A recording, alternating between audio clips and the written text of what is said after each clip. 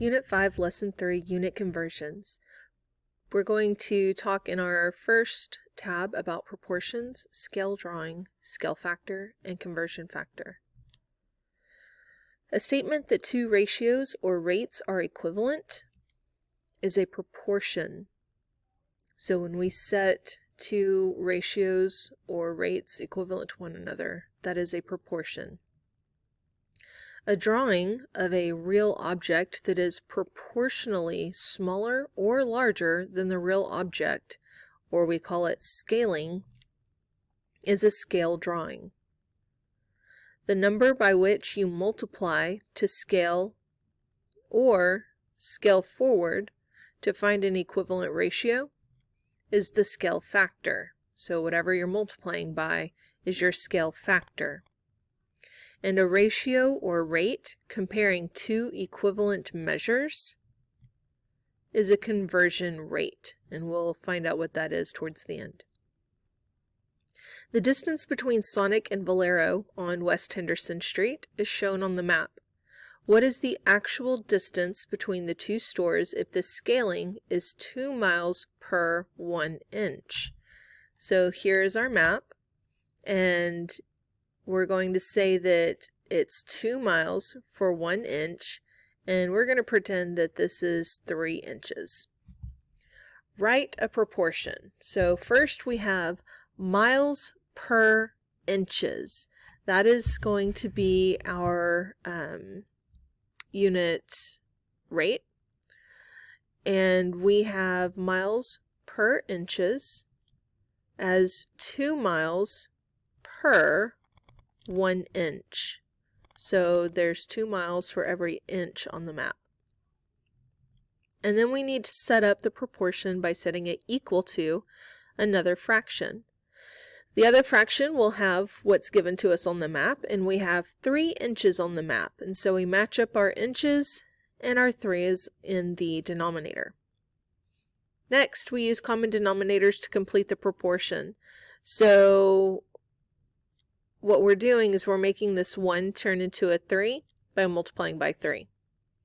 And that means that our 2 needs to be multiplied by 3, and we get 6. So it's 6 miles per 3 inches. So the actual distance between Sonic and Valero is about 6 miles. Converting measurements. We can use conversion with proportions, or we can convert with proportions. The question is, what is the weight of a 3-pound human brain in ounces?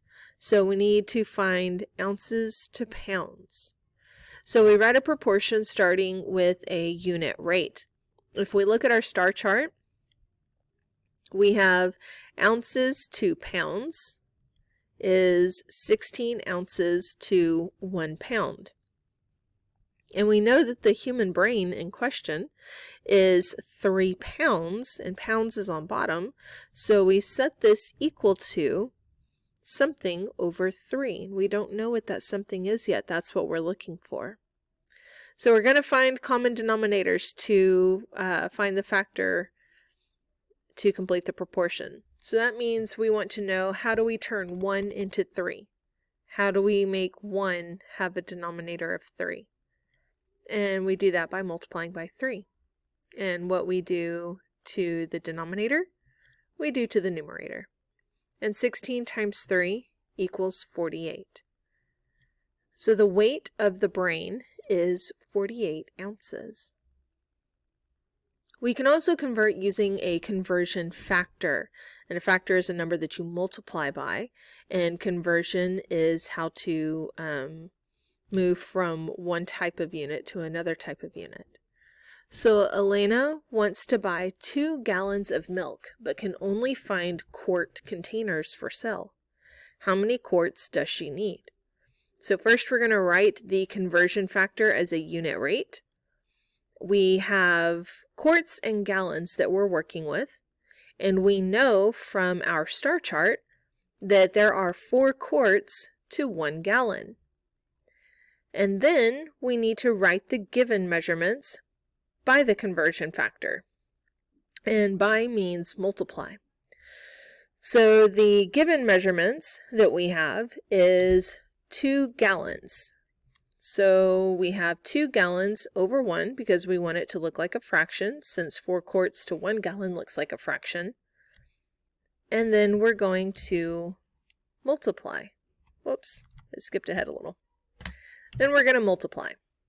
Well, first, before I multiply, I can cross simplify. I can't cross simplify my numbers, but I can cross simplify my gallons and cancel them out. So now we have 4 quarts times 2, and the denominator has 1 times 1. So we multiply across. 4 quarts times 2 equals 8 quarts, and 1 times 1 equals 8, which means Elena needs 8 quarts of milk. So make sure that whenever you're using conversion factor, the amount that you're given will be your denominator in the conversion factor. Converting metric measurements using powers of 10. Converting between metric measurements is probably the easiest. The metric system has 7 measurements, and each prefix is attached to the unit suffix, and that determines if it's measuring distance, which is meters, volume, which is liters, or weight, which is grams. The way I remembered this growing up is the units represents your meters, liters, grams, because you can switch between those 3. And then we had a saying that King Henry doesn't usually drink chocolate milk. And I learned this in 6th grade, which was a very long time ago, and it definitely stuck with me. So remember that when we are moving between these units, moving to the left is the same as dividing by powers of 10, and moving to the right is the same as multiplying by powers of 10. A moderate amount of daily sodium consumption is 200 milligrams. What is the mass in grams? So the number we're working with is 2,000 milligrams, and we're trying to figure out what that measurement is in grams. So we want its equivalent measurement in grams. So first we find our milligrams, and then we count how far it is to get to grams. So we would move 1, 2, 3 places to the left. So if we have our 2,000 written out, we move our decimal 1, 2, 3 places to the left, and that equals 2 grams.